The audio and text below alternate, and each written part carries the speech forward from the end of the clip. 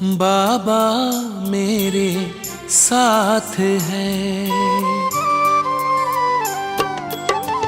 बाबा मेरे साथ है, हाथों में उसके हाथ है, बाबा मेरे साथ है। सांझ सवेरे मन में मेरे, सांझ सवेरे मन में मेरे, प्यार की बरसात है, बाबा मेरे साथ है, बाबा मेरे साथ है।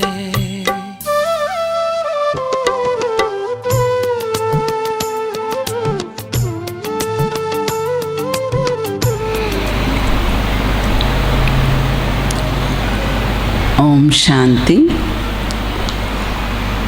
मीठे बच्चे, इस पुरानी पतित दुनिया से तुम्हारा बेहद का वैराग्य चाहिए। మధురమైన పిల్లలు, ఈ పురాతన పతిత ప్రపంచంతో మీకు బేహద్ వైరాగ్యం ఉండాలి। क्योंकि तुम्हें पावन बनना है, ఎందుకంటే మీరు పావనం అవ్వాలి। तुम्हारी चढ़ती कला से सबका भला होता है, మీ వృద్ధి కళల వల్ల అందరికీ మేలు జరుగుతుంది। प्रश्न, कहा जाता है आत्मा अपना ही शत्रु अपना ही मित्र है। सच्ची मित्रता क्या है?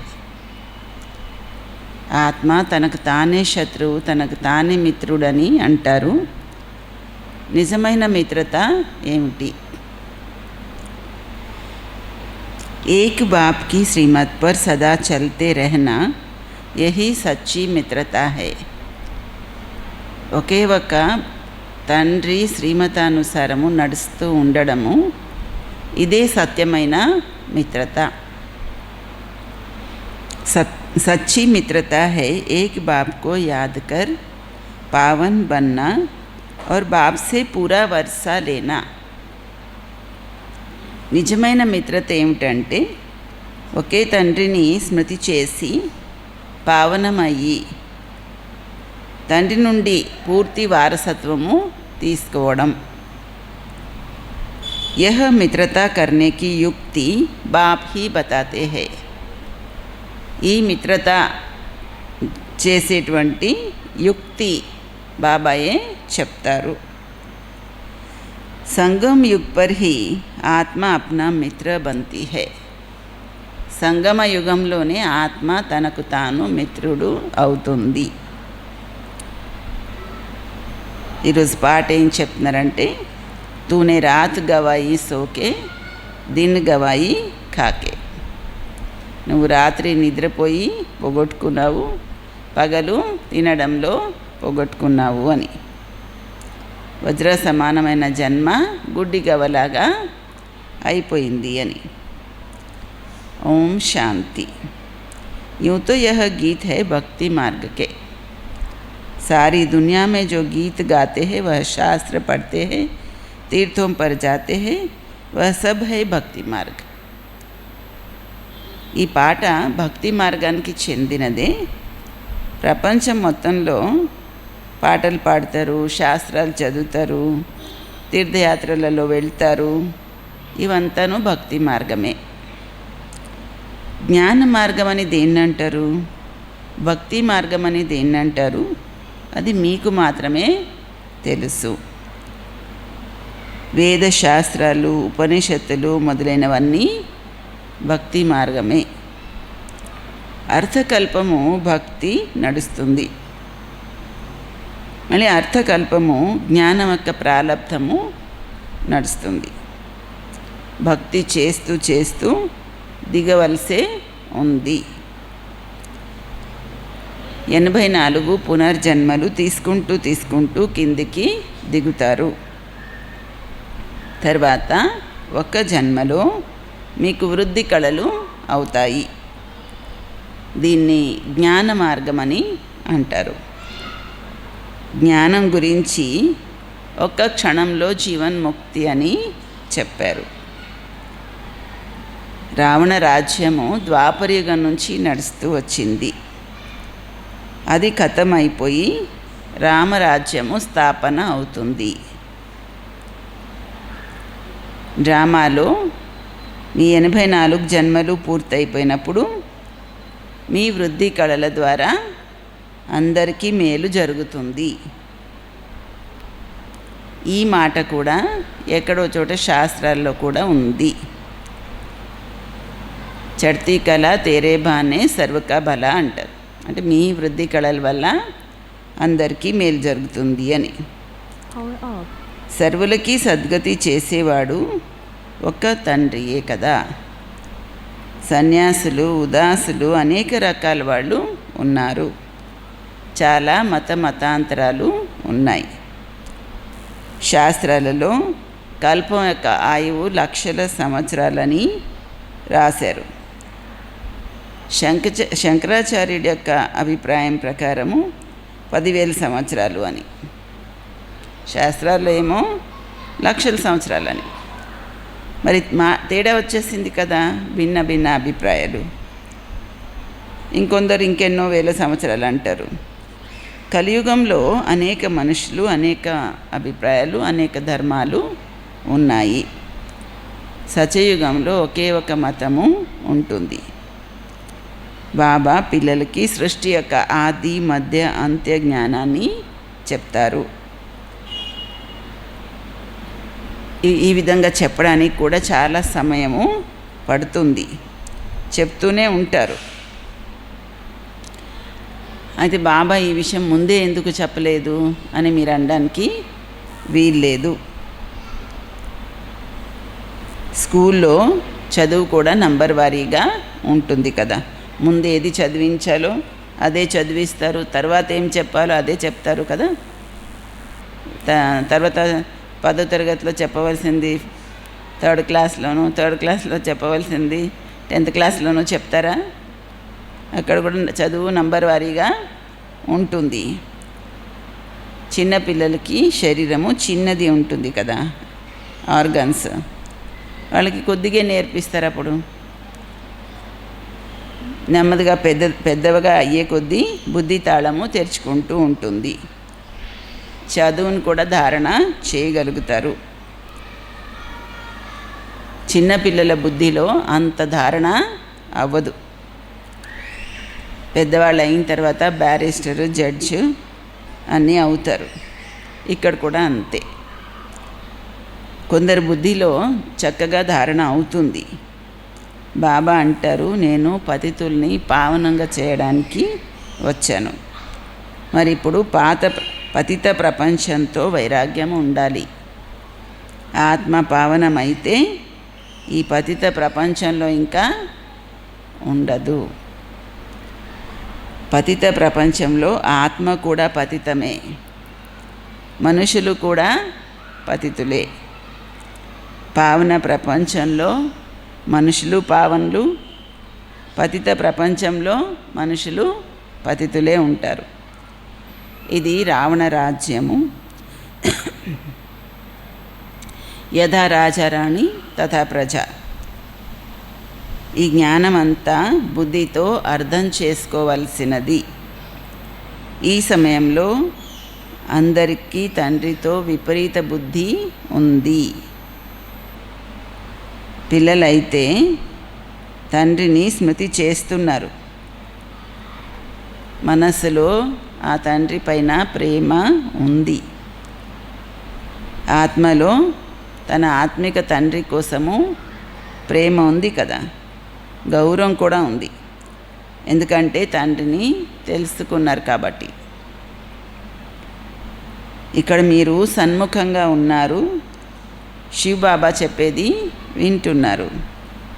ఆ మనుష్యులు, ఆయన మనుష్య సృష్టికి బీజరూపి, జ్ఞానసాగరుడు, ప్రేమ సాగరుడు, ఆనంద సాగరుడు, గీతా జ్ఞానదాత, పరంపిత త్రిమూర్తి శివ్ పరమాత్మ వాచ. త్రిమూర్తి అనే పదము తప్పకుండా రాయాలి. ఎందుకంటే త్రిమూర్తి యొక్క గాయనం కూడా ఉంది కదా. బ్రహ్మ ద్వారా స్థాపన అంటే మరి తప్పకుండా బ్రహ్మ ద్వారాయే జ్ఞానం చెప్తారు కదా. కృష్ణుడైతే శివ భగవాన్ వాచ అని చెప్పరు కదా. ప్రేరణ ద్వారానే ఏమీ జరగదు.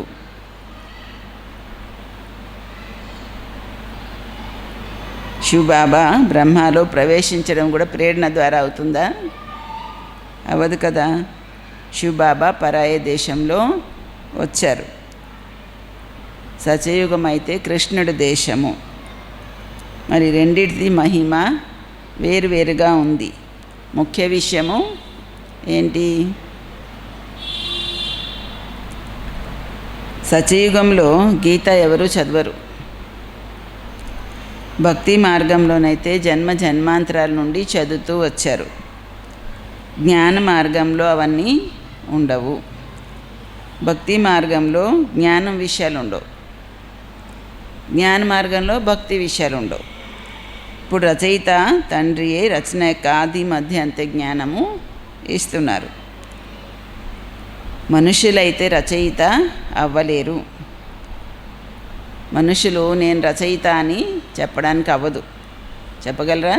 మనుషులు నేను రచయిత, మీకు రచన యొక్క ఆది మధ్యంత జ్ఞానం చెప్తాను అని అంటారా? అనలేరు. తండ్రి స్వయంగా చెప్తున్నారు, నేను మనుష్య సృష్టికి బీజరూపిణి, నేను జ్ఞానసాగరుడు, ప్రేమసాగరుడు, సర్వ ఆత్మలకు సద్గతి దాతను. కృష్ణుడి యొక్క మహిమ వేరుగా చెప్తారు. మరి ఇది పూర్తిగా కాంట్రాస్ట్ రాయాలి. పరమాత్మని ఏమని అంటారు, కృష్ణుడిని ఏమంటారు? మనుషులకి చదవగానే అర్థం కావాలి. గీతా జ్ఞానదాత కృష్ణుడు కాదు. ఈ విషయాన్ని స్వీకరిస్తే మీరు గెలిచినట్లే. వినేవాళ్ళు గీతా జ్ఞానదాత శ్రీకృష్ణుడు కాదు శివుడు అని అంగీకరిస్తే మీరు గెలిచినట్లే. మనుషులు కృష్ణుడి కోసము చాలా హైరాన్ అవుతారు. శివభక్తులు శివుడి కోసము గొంతు కోసుకోవడానికి కూడా సిద్ధమైపోతారు. మేము ఇంకా శివుడి దగ్గరికి వెళ్ళిపోవాలని అంటూ ఉంటారు. అలాగే కృష్ణ భక్తులు మేము కృష్ణుడి దగ్గరికి వెళ్ళిపోవాలి అంటారు. కానీ కృష్ణుడి దగ్గరికి వెళ్ళలేరు. కృష్ణుడి దగ్గర బలి అవ్వడం అని అలాంటి విషయాలు ఉండవు. మరి ఎవరి దగ్గర ఉంటాయి? శివుడి దగ్గర బలి అవ్వడం అనే మాట ఉంటుంది. దేవీల పైన బలి అవుతారు. కృష్ణుడి దగ్గర బలి అవుతారా? అవరు. దేవతల పైన ఎవరు బలి అవరు. మీరంతా దేవీలు కదా, మీరు శివబాబా పిల్లలు అయ్యారు. శివబాబా పైన బలిహారం అవుతున్నారు. శాస్త్రాలలో హింసాత్మకమైన విషయాలు రాశారు. బలిహారం అవడం అంటే ఇంకా చచ్చిపోవడం అని. మీరు శివబాబా పిల్లలు, తనువు మనసు ధనము బలిహారము చేస్తున్నారు. వేరే విషయమేం లేదు. అందుకే శివుడు మరి దేవీలు వీళ్ళపైన భక్తులు బలి అవుతారు. ఇప్పుడు గవర్నమెంట్ శివకాశీలో బలి అవ్వడం ఆపించేసింది. ఇప్పుడు ఆ కత్తి కూడా లేదు. భక్తి మార్గంలో ఆత్మహత్య చేసుకుంటారు. ఒక విధంగా తనకు తానే శత్రువు అవుతున్నారు. తనకు తానే శత్రువు అయ్యే దారి చూసుకుంటున్నారు. తనకు తాను మిత్రుడు అవ్వడానికి ఒకే ఒక ఉపాయం ఉంది. బాబా చెప్తున్నారు, పావనమయ్యి తండ్రి నుంచి పూర్తి వారసత్వము తీసుకోవాలి. ఒక బాబా శ్రీమతానుసారమే నడుస్తూ ఉండండి. ఇదే మిత్రత. భక్తి మార్గంలో జీవాత్మ తనకు తానే శత్రువు. మళ్ళీ బాబా వచ్చి జ్ఞానం ఇస్తారు. శివబాబా మరి అప్పుడు జీవాత్మ తనకు తాను మిత్రుడు అవుతుంది. ఆత్మ పవిత్రమయ్యి తండ్రి నుంచి వారసత్వము తీసుకుంటుంది. సంగమ యుగంలో ప్రతి ఒక్క ఆత్మకు బాబా వచ్చి మిత్రుడవుతాడు. ఆత్మ తనకు తాను కూడా మిత్రుడవుతుంది. శ్రీమతం లభిస్తుంది. మరి అర్థం చేసుకుంటుంది ఆత్మ, నేను బాబా శ్రీమత అనుసారము నడుస్తాను అని. తన మతం ప్రకారం అయితే అర్థకల్పము నడిచారు కదా, ఇప్పుడు శ్రీమతానుసారము సద్గతిని పొందాలి. ఇందులో తన మతం పెట్టడానికి కుదరదు. బాబా అయితే కేవలము తన సలహా ఇస్తారు. మీరు దేవతలుగా అవ్వడానికి వచ్చారు కదా, ఇక్కడ మంచి కర్మలు చేస్తే తర్వాత జన్మలో మంచి ఫలితము వస్తుంది అమర్లోకంలో. ఇదైతే మృత్యులోకము. ఈ రహస్యం కూడా మీకు తెలుసు. అది కూడా నంబర్ వారీగా. కొందరు బుద్ధిలో చాలా చక్కగా ధారణ అవుతుంది, కొందరు ధారణ చేయలేరు. మరి దానికి టీచర్ ఏం చేస్తారు? టీచర్ నుండి కృప ఆశీర్వాదము అడుగుతారా? నాకు బుద్ధిలో ధారణ అవ్వట్లేదు కాబట్టి నా పైన కృప చూపించండి అంటారా? టీచరు చదివించి తన ఇంటికి వెళ్ళిపోతారు. స్కూల్లో మొట్టమొదట భగవంతుడిని ప్రార్థిస్తారు కదా, ప్రేయర్ ఉంటుంది కదా. స్కూల్లో కూడా ఎవరిని ప్రార్థిస్తారు? అక్కడ ప్రేయర్లో భగవంతుడిని ప్రార్థిస్తారు. ఏమని ప్రార్థిస్తారు? స్కూల్లో పరీక్షలకి వెళ్ళినప్పుడు పిల్లలు భగవంతుడిని ప్రార్థిస్తారు, నన్ను బాగా పాస్ చేయించు, నీకు భోగు పెడతాను అని, నైవేద్యం పెట్టిస్తాను అని భగవంతుడిని ప్రార్థిస్తారు. టీచర్ని వెళ్ళి ప్రార్థిస్తారా? లేదు కదా. అదే అంటున్నారు బాబా, టీచర్ని వెళ్ళి అడగరు నా పైన ఆశీర్వాదం చెయ్యండి నేను పాస్ అవ్వాలని అని టీచర్ని అడగరు. ఎవరిని అడుగుతారు? భగవంతుడిని ప్రార్థిస్తారు. ఈ సమయంలో పరమాత్మ మనకి తండ్రి కూడా, టీచర్ కూడాను. తండ్రి ఆశీర్వాదం అయితే ఉన్నదే ఉంది, అది అండర్స్టూడ్. బాబాని అడగాల ఆశీర్వాదం. ఆయన తండ్రికి పిల్లలపైన ఎప్పుడు ఆశీర్వాదము ఉంటుంది కదా, అది ఉంది, ఇంకా అర్థం కావాలి అంటున్నారు బాబా.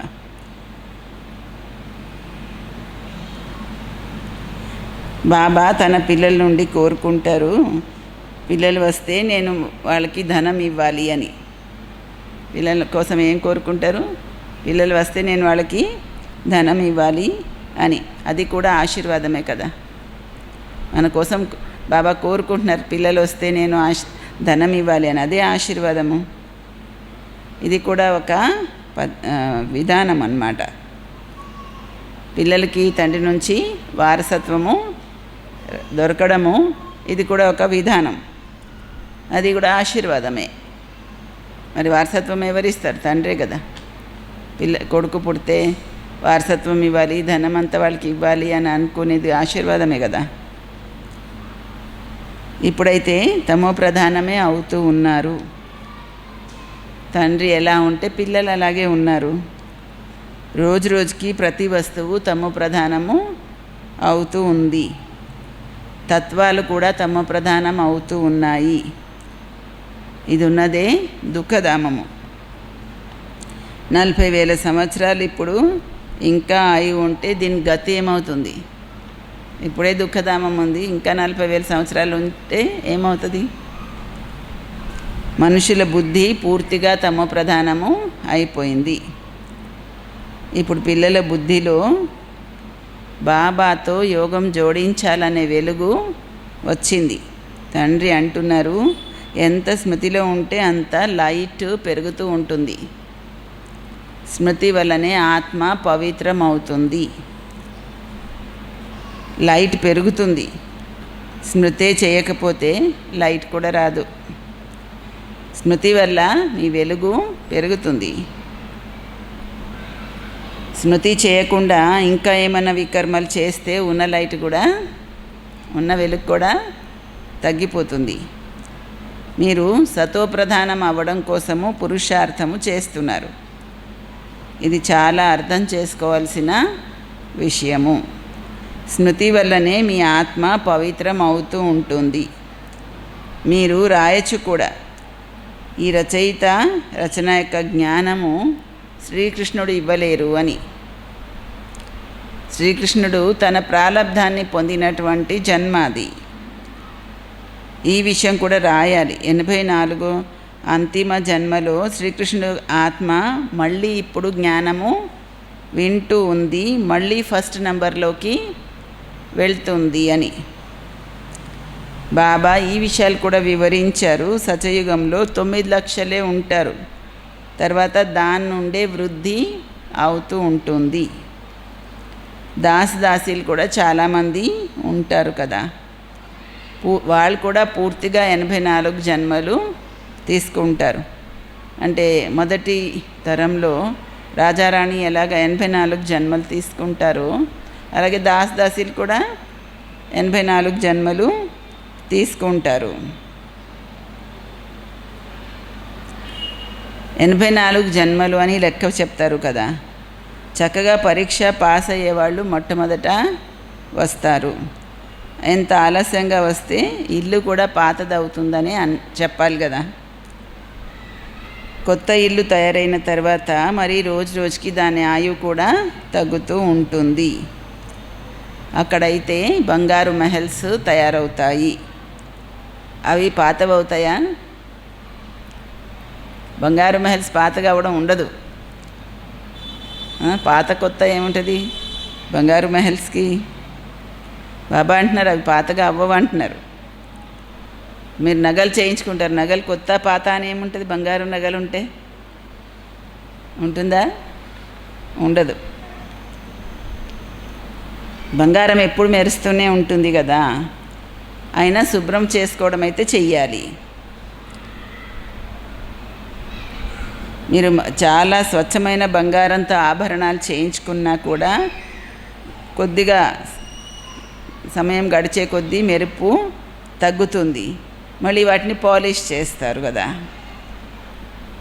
పిల్లలకైతే ఎల్లప్పుడూ చాలా ఖుషి ఉండాలి, మేము కొత్త ప్రపంచానికి వెళ్తున్నాము, ఇది ఈ నరకంలో మాది ఇది అంతిమ జన్మ, ఈ కళ్ళతో ఏమేం చూస్తున్నామో ఇదంతా పాత ప్రపంచము, పాత శరీరము అని మీకు తెలుసు కదా. ఇప్పుడు మనకి సత్యయుగము కొత్త ప్రపంచంలో కొత్త శరీరము దొరుకుతుంది. పంచతత్వాలు కూడా కొత్తగానే ఉంటాయి. ఈ విధంగా విచారసాగర మథనము చేస్తూ ఉండాలి. ఇదైతే చదువు కదా, అంతిమం వరకు మీ చదువు నడుస్తూనే ఉంటుంది.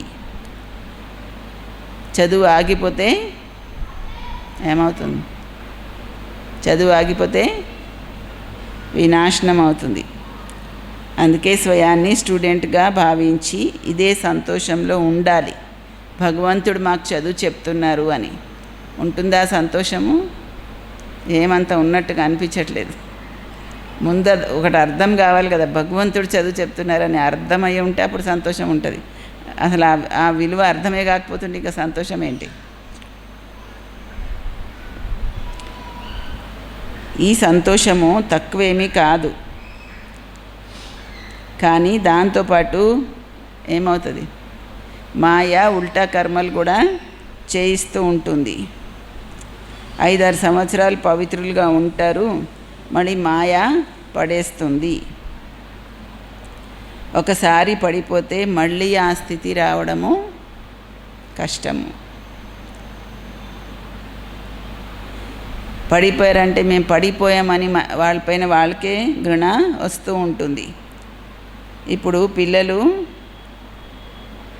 జ్ఞానమంతా స్మృతి ఉండాలి పిల్లలకి. ఈ జన్మలో ఏమేం పాపకర్మలు చేశారో ప్రతి ఒక్క ఆత్మకి తన జీవితాన్ని గురించి తెలుస్తుంది కదా. కొందరు మందబుద్ధి, కొందరు విశాల బుద్ధి ఉంటారు. అయినా కూడా చిన్నతనం నుంచి తన లైఫ్ హిస్టరీ అయితే గుర్తుంటుంది కదా. ఈ బాబా కూడా తన చిన్నతనం నుంచి హిస్టరీ చెప్తున్నారు కదా. బాబాకి ఇప్పటికీ కూడా తన చిన్నతనం నుంచి ఉన్న ఇళ్ళు అన్నీ కూడా జ్ఞాపకమే ఉన్నాయి. ప్రతి ఒక్కరికి జ్ఞాపకం ఉంటాయి కదా. మనం చిన్నప్పటి నుంచి ఎక్కడెక్కడ ఇళ్ళల్లో ఉన్నాము, ఏం చేస్తాము అన్నీ గుర్తుంటాయి కదా. ఇప్పుడైతే ఆ ఇల్లు లేవు, కానీ జ్ఞాపకాలు మాత్రము ఉన్నాయి. దాని ప్లేస్లో వేరేవి కట్టేసుకొని ఉండొచ్చు. కానీ ప్రతి ఒక్కరికి 6 సంవత్సరాల వయసు మొదలుకొని తన జీవితం యొక్క కథ అంతా కూడా గుర్తు ఉంటుంది. ఒకవేళ మర్చిపోతే ఏమనాలి? ఈ జీవితంలో ఉన్న జీవితం యొక్క కథ కూడా గుర్తు లేకపోతే, మర్చిపోతే ఏమనాలి? మందబుద్ధి అనాలి. బాబా అంటారు, మీ జీవిత కథని రాయండి. ఏమంటున్నారు? మీ జీవిత కథని రాయండి అని. రాస్తారా? సత్యంగా రాయాలి. మరి జీవితం విషయం కదా, తెలుస్తుంది జీవితంలో ఎన్ని చమత్కారాలు ఉండేవి. గాంధీ, నెహ్రూ మొదలైన వాళ్ళు పెద్ద పెద్ద వాల్యూమ్స్ వాళ్ళ చరిత్ర తయారవుతుంది. వాస్తవానికి మీ జీవితము చాలా విలువైనది. ఇది చాలా వండర్ఫుల్ లైఫ్. ఇది మోస్ట్ వాల్యుబుల్, అమూల్య జీవితము. దీని విలువని లెక్క కట్టలేము. ఈ సమయంలో మీరే సర్వీసు చేస్తున్నారు. ఈ లక్ష్మీనారాయణలు ఏమీ సర్వీసు చెయ్యరు. ఎవరు చేస్తారు సర్వీసు? చెప్పండి. లక్ష్మీనారాయణలు సర్వీస్ చేయరు. ఎవరు చేస్తారు? మీరే చేస్తారు. మీ లైఫ్ చాలా వాల్యుబుల్. ఎందుకంటే ఇతరుల జీవితాన్ని కూడా తయారు చేసేటువంటి సర్వీస్ చేస్తున్నారు మీరు. చక్కగా సర్వీస్ చేసేవాళ్ళు కీర్తించడానికి యోగ్యులు అవుతారు. వైష్ణవదేవి యొక్క మందిరం కూడా ఉంది కదా. ఇప్పుడు మీరు సత్యమైన వైష్ణవులు అవుతున్నారు. వైష్ణవులు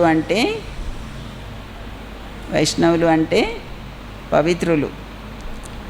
ఇప్పుడు మీ ఆహారము, పానీయాలు కూడా ఏ విధంగా ఉన్నాయి? వైష్ణవులాగా ఉన్నాయి. మొదటి నంబర్ వికారంలోనైతే మీరు వైష్ణవులు అయిపోయారు. ఫస్ట్ వికారం విషయంలో మాత్రం పవిత్రులు అయిపోయారు కదా. కామ వికారాన్ని జయించి పవిత్రులు అయ్యారు కదా. జగదంబకి మీరు సత్యమైన మీరంతా పిల్లలు, బ్రహ్మ కుమారి కుమారులు కదా. బ్రహ్మ కుమారి కుమారులు అంటే జగదంబకి కూడా పిల్లలు కదా. బ్రహ్మ సరస్వతి అంటున్నారు కదా. మిగతా అందరూ పిల్లలు, వాళ్ళ సంతానము. నంబర్ వారీగా మీరు కూడా దేవీలు. మీకు కూడా పూజ జరుగుతుంది. కానీ ఇన్ని భుజాలు ఇవన్నీ చెప్పడం ఫాల్తు విషయాలు. మీరు చాలామందిని మీ సమానంగా తయారు చేస్తారు. అందుకే చాలా భుజాలని చూపించారు.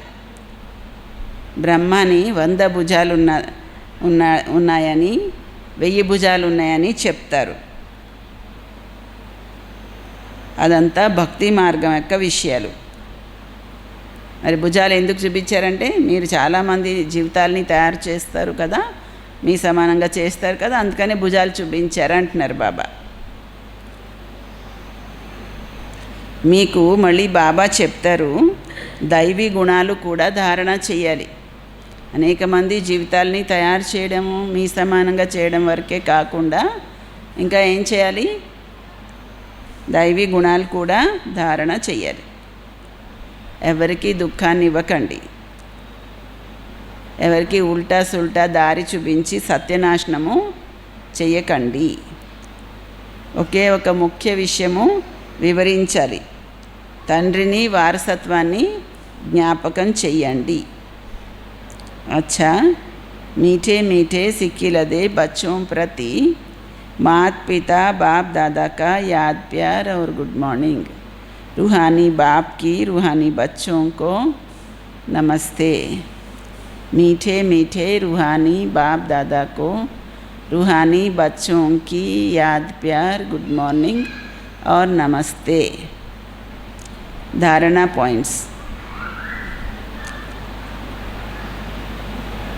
కీర్తించడానికి పూజించడానికి యోగ్యులుగా అవ్వడం కోసం పక్కా వైష్ణవులు అవ్వాలి.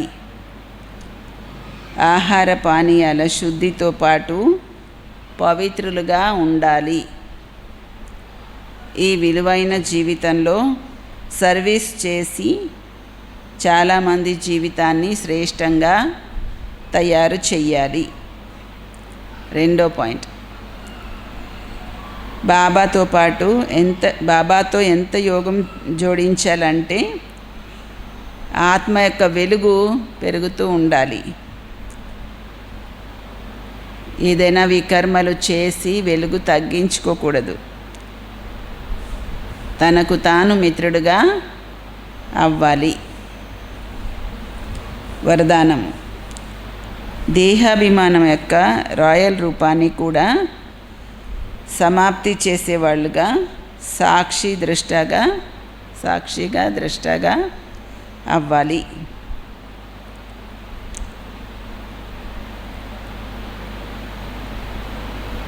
ఇతరుల మాటకి విలువ ఇవ్వకపోవడము, ఖండించడము,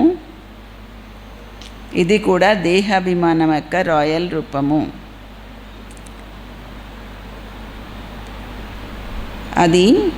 దీనివల్ల తనను తాను ఇతరులను కూడా అవమానము చేసుకుంటారు.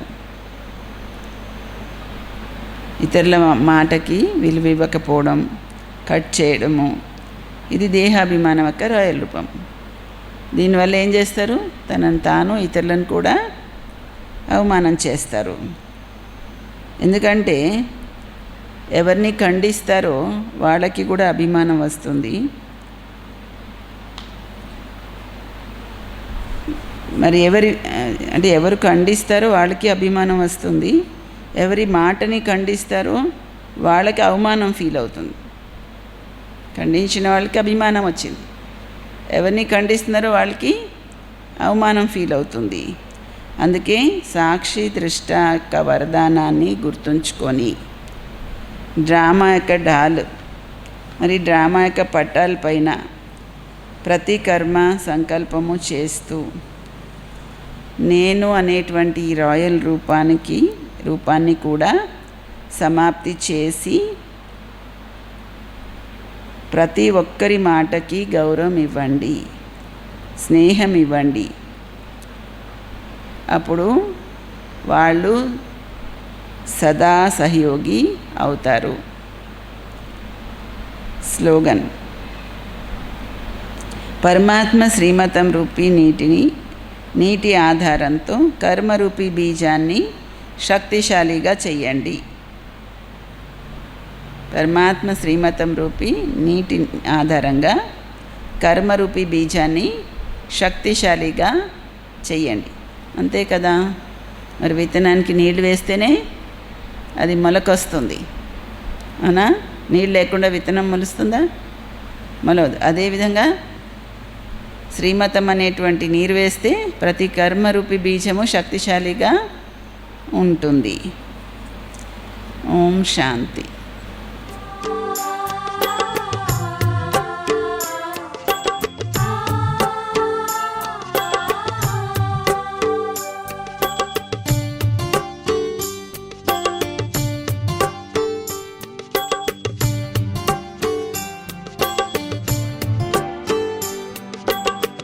बाबा मेरे साथ है,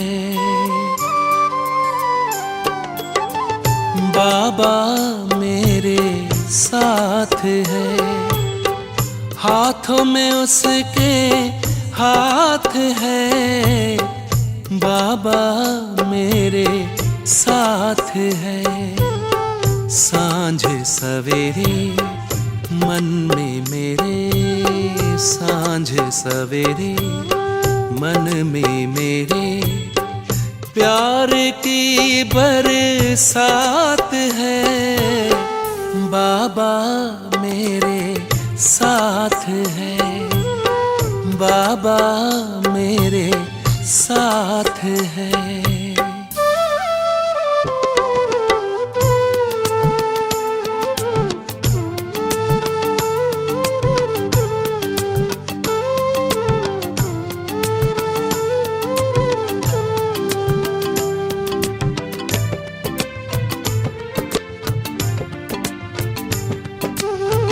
कोटों में कोई प्यारे बाबा ने आकर हमें चुना है।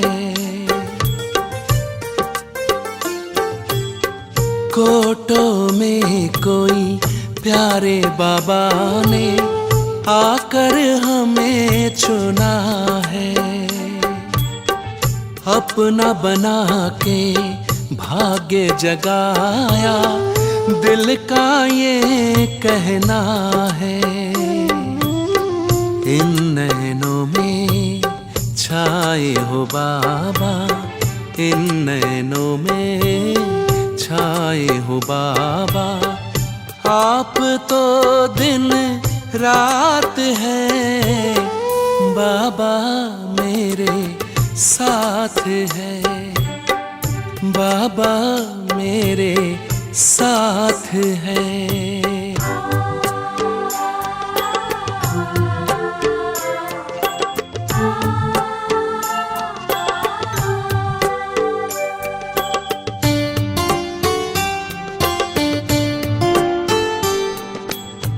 जैसे भंवर से निकल के नैया आ पहुंची है किनारे, जैसे भंवर से निकल के नैया आ पहुंची है किनारे। इस दुनिया में मिले हो बाबा, जग के तुम्ही सहारे। मिल रही है प्रभु से हमको, मिल रही है प्रभु से हमको, स्वर्ग की सौगात है। बाबा मेरे साथ है, बाबा मेरे साथ है।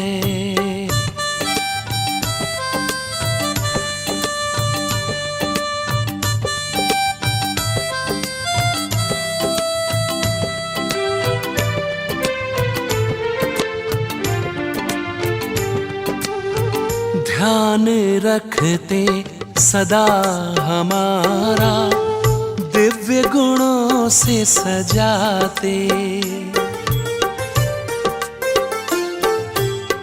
ध्यान रखते सदा हमारा, दिव्य गुणों से सजाते। काबिल बना के अपने जैसा ऊंचा हमें उठाते। पास सदा हो बाबा मेरे, पास सदा हो बाबा मेरे। डरने की क्या बात है, बाबा मेरे साथ है, बाबा मेरे साथ है। हाथों में उसके हाथ है, बाबा मेरे साथ है। सांझ सवेरे मन में मेरे, सांझ सवेरे मन में मेरे, प्यार की बरसात है। बाबा मेरे साथ है, बाबा मेरे साथ है, बाबा मेरे साथ है।